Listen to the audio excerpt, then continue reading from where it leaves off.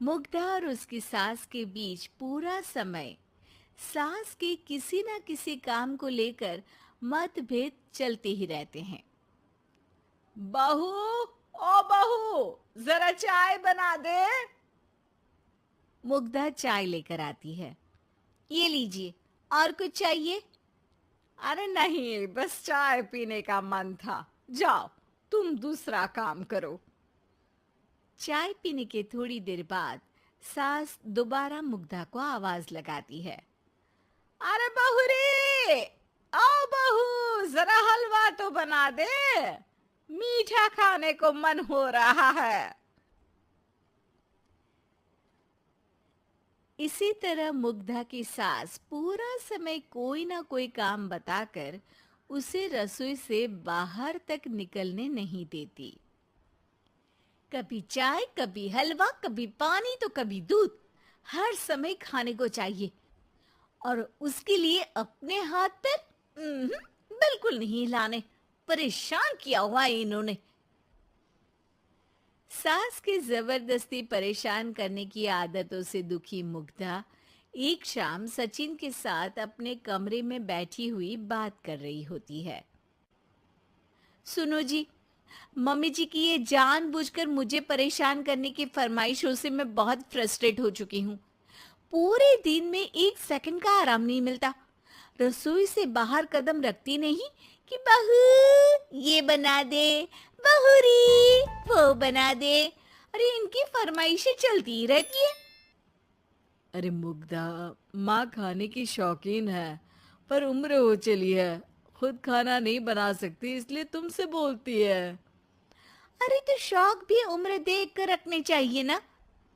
समझ में नहीं आता, हर समय फेविकॉल का जोड़ लगाए सोफे से चिपके बैठी रहती है।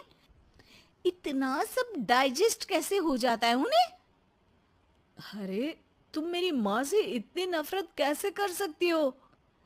मैं उनसे नफरत नहीं करती जी, बस परेशान हूँ। जहाँ मुग्धा अपने पति से ये सब बोल रही होती है, वहीं उसकी सास भी कमरे के बाहर दरवाजे से कान लगाए सारी बातें सुन रही होती है और अगली दोपहर रसोई में मुग्धा के पास जाती है। बहू, आज ना मेरा कुछ मसालेदार खाने का मन है। तो चाय बना दूं? मुझे बहुत पसंद है। अरे ना, ऐसा कर लिट्टी चोखा बना ले। और हाँ, जितना मसाला बातों में मिलाकर पति को सुनाती हो ना, सब्जी में भी वैसे ही डाला करो, खाना स्वादिष्ट बनेगा।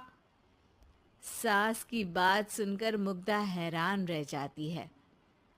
मतलब आप पूरा समय मुझ पर हुक्म चलाने के साथ बंद कमरे में हुई पति पत्नी की बीच की बातें भी सुनती है? अरे बात जब मेरी थी तो सुनने में क्या दिक्कत है? ये कहकर सास वहां से चली जाती है। अरे अब तो हद पार हो गई। इस तरह से तो ये मेरा जीना मुश्किल कर देंगी। मुग्धा सास की हरकतों से परेशान उसका हल सोचने लगती है और इसी तरह कुछ दिन बीत जाते हैं जिसमें सास का जन्मदिन आता है। मुग्धा बहुत खुशी के साथ अपनी सास को एंड्रॉयड मोबाइल गिफ्ट करती है। मम्मी, आपको सबसे बात करने के लिए बहुत दिक्कत होती है ना? कभी सचिन तो कभी मुझे बोलना पड़ता है, पर इस मोबाइल से आपको कोई दिक्कत नहीं होगी। एक जगह बैठे बैठे बहुत कुछ कर सकती हैं अब आप। मोबाइल देख सासू माँ खुश हो जाती है, पर उसे इस्तेमाल करना तो आता नहीं, इसलिए साइड में रख देती है। जिसे देख मुग्धा घर का सारा काम छोड़ मोबाइल सेट कर सास को इस्तेमाल करना सिखाने लगती है, जिसके बाद अब सास पूरा समय मोबाइल में ही लगी रहती है। हाय, जब से मम्मी को मोबाइल मिला है मेरी लाइफ में कितनी शांति आई है। अच्छा है, इसी तरह बिजी रहे तो मैं भी सुकून की जिंदगी जी पाऊंगी। अब मुग्धा जब मन करे काम करना, जैसा चाहे वैसा खाना बनाकर खाना, पूरा समय रिलैक्स और खुश रहने लगती है। क्या बात है, आजकल तुम बहुत चहक रही हो। अरे मम्मी जी से छुटकारा जो मिला है, अब ना फरमाइशें ना छुप छुप कर बातें सुनना। अच्छा, तो मोबाइल गिफ्ट करने की ये स्कीम थी। इसी तरह दिन बीतते हैं और अब मोबाइल पर लगी सास फरमाइशों की जगह सवालों के लिए बहू को आवाजें लगाना शुरू कर देती है।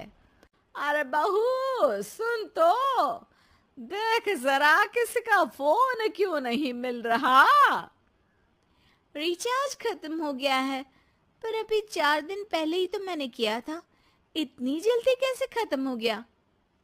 अरे मैंने कल तेरी कनाडा वाली मौसी सास से 3 घंटे बात की थी ना। क्या, इतना महंगा तो मोबाइल भी नहीं आया जितना महंगा इसका रिचार्ज पड़ रहा है। इसके बाद तो जैसे मुग्धा के दिन के 24 घंटे में से 20 घंटे सास के पास उनके मोबाइल रिलेटेड प्रॉब्लम सॉल्व करने की ड्यूटी ही बन जाती है।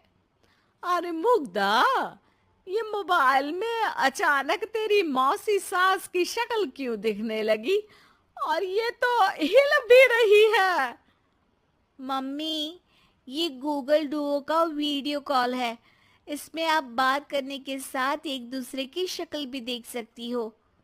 अच्छा, ये तूने मुझे पहले क्यों नहीं बताया। अब बताने के लिए पहले नहीं बताया। इसी बीच सचिन भी वहां आ जाता है और सास अपनी वीडियो कॉल में बिजी हो जाती है। क्यों, सास बहू में क्या गपशप चल रही है। इसे गपशप नहीं, दिमाग का दही होना बोलते हैं। पर तुम तो मम्मी को मोबाइल देकर बहुत खुश थी, फिर क्या हुआ। हाँ, उसका सुकून भी कुछ ही दिन मिला। अब घर के टंटे खत्म हुए तो मोबाइल की टिंग टिंग शुरू हो गई। देखो भाई, कुछ पाने के लिए कुछ खोना तो पड़ता है। आखिर तुमने मोबाइल अपने फायदे के लिए ही तो दिया है, तो फिर सवालों के जवाब भी देने पड़ेंगे, क्योंकि जब तक उनके हाथ में ये फुंथरू रहेगा, तुम्हारी लाइफ में प्राइवेसी और सुकून रहेंगे। कहने का मतलब है, अगर इससे प्यार बढ़े तो दाग अच्छे हैं। अरे मुझे पहले दिन से ही पता है मोबाइल किस मकसद से दिया गया है, भूलो मत। इससे पहले मैं बातें ही सुनती थी। सास की ये बात सुनकर मुग्धा शॉक में और सचिन हंसता रह जाता है। कामचोर बहू। कांता बहन की 2 बहुएं थी, बड़ी कल्पना और छोटी प्रिया। कल्पना का जैसा नाम वैसा ही काम, सारा दिन कल्पनाओं में रहती, ना कोई काम करती ना कोई धाम। अरे कल्पना बहू, जरा अच्छी सी चटनी पीस दे, आज कुछ मजेदार खाने का मन है। पेट में जलन हो जाएगी माँ जी बुढ़ापे में, और वैसे भी मेरा काम करने का वक्त शाम का है, आप प्रिया को ही बोल दो। इतना कहकर कल्पना वहां से चली जाती है। कांता कल्पना के ऐसे रवैये से काफी परेशान रहती हैं। मैं बना देती हूँ माँ चटनी, ऐसा बोलकर प्रिया माँ को चटनी बनाकर प्लेट में खाने को देती है कि तभी वहां कल्पना आ जाती है। अरे वाह चटनी, जरा चख कर तो देखूं, बड़े दिन हो गए। अरे नहीं बहू, तू तो रहने ही दे चटनी खाना, पेट में जलन हो जाएगी।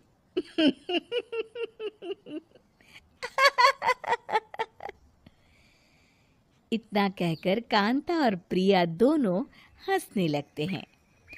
कल्पना सारा दिन या तो मोबाइल में यूट्यूब देखती या फिर सोती रहती। उसका कमरा भी बिखरा और गंदा रहता। एक दिन कल्पना का पति अशोक उससे कहता है, अरे कल्पना, जानवर भी उस जगह को साफ कर लेता है जहां वो बैठता है। तुम तो इंसान हो, कैसे इतने गंदे कमरे में रह लेती हो? देखो, सारा सामान यहाँ वहां बिखरा पड़ा है। ज्यादा अपनी माँ का बोल ना बोलो। हाँ, कमरा तुम्हारा भी तो है, गंदा लग रहा है तो साफ कर लो। पता नहीं तुम्हारे साथ मैं कैसे जिंदगी बिताऊंगा। इतना कहकर अशोक वहां से चला जाता है। कल्पना बस खाना खाने कमरे से बाहर आती और फिर से कमरे में चली जाती। इससे कांता बहन काफी परेशान रहती। एक दिन प्रिया कांता से कहती है, माँ, मैं सारा दिन काम करके थक जाती हूँ। आप कल्पना दीदी से कहिए ना कि सुबह और शाम का काम बांट ले। मैं तो अब सिर्फ एक वक्त का ही काम करूँगी। हाँ। अरे तू वो भी ना करना, एक बहू तो कामचोर थी ही, दूसरी भी आ गई काम ना करने के बहाने लेकर। तभी वहां प्रिया का पति रमेश आ जाता है। माँ, मैं देख रहा हूँ भाभी कोई काम नहीं करती। प्रिया सारा दिन घर और रसोई का काम करती है। अब कुछ करो ना माँ। कांता मन में कुछ सोचती है और कल्पना के पास जाती है। कल्पना फोन पर मेकअप करना देख रही होती है। कल्पना, तुम सारा दिन बस मोबाइल देखती हो, घर का कोई काम भी कर लिया करो। प्रिया सारा दिन काम करके थक जाती है। आज से मैंने फैसला किया है, एक वक्त का काम तुम करोगी। सुबह का खाना तुम बनाओगी और रात का प्रिया। आप लोगों ने काम को हवा बना रखा है। अरे पता नहीं थोड़ा सा ज्यादा काम करने में आप लोग घबरा क्यों जाते हैं। और हाँ, बहुत ज्यादा प्रिया की तारीफ मत करिए मेरे सामने।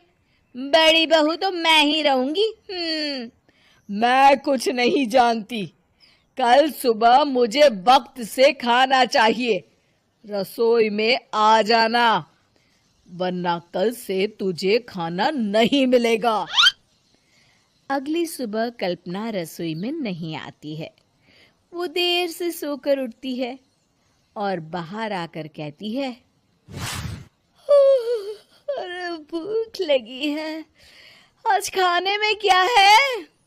इतनी देर हो गई, आज किसी ने मुझे उठाया भी नहीं। पता नहीं कहाँ है सब। कल्पना को घर में कोई नहीं दिखता। वो रसोई की तरफ जाती है जहाँ बड़ा सा ताला लगा होता है। अरे, रसोई में ताला! ओ, मैं तो भूल ही गई थी। माँ ने आज से सुबह का खाना मुझे बनाने को कहा था। हे भगवान, इतने लोगों का खाना बनाना क्या आसान है? तभी घर के सारे सदस्य बाहर से वापस आते हैं। वाह माँ जी, मजा आ गया छोले भटूरे खाकर। मेरे मुंह में तो अभी भी स्वाद आ रहा है। अरे कल्पना, तेरे भरोसे रहते तो हम तो भूखे ही रह जाते। कल्पना को बहुत गुस्सा आ जाता है। अब बहुत हो गया, आज से मैं अपनी रसोई अलग कर रही हूँ। मैं अपना खाना खुद बना लिया करूंगी।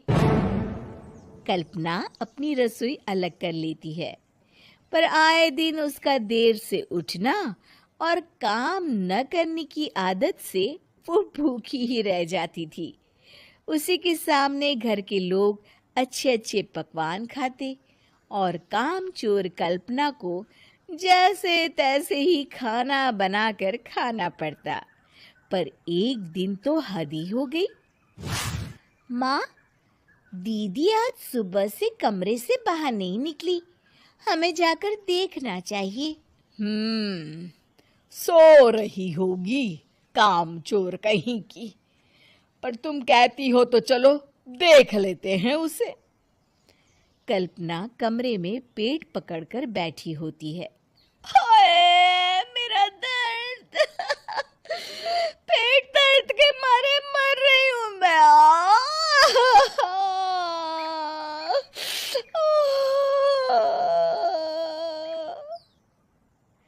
अरे दीदी क्या हुआ? पेट में दर्द क्यों हो रहा है? डॉक्टर को दिखाया आपने? माँ। कल्पना खड़ी होती है और माँ जी के पास आती है। मुझे माफ कर दीजिए, अब से मैं सारे काम में मदद करूंगी, कभी आलस और काम चोरी नहीं करूंगी। हाँ हाँ वो तो ठीक है, लेकिन अचानक क्या हो गया जो तू काम करने को तैयार हो गई? काम चोर कल्पना। माँ, लगातार बासी और उल्टा पुल्टा खाना खाने के कारण मेरे पेट में इन्फेक्शन हो गया है। काम न करना पड़े इसलिए मैं 2 दिन का खाना एक दिन ही बना लेती थी।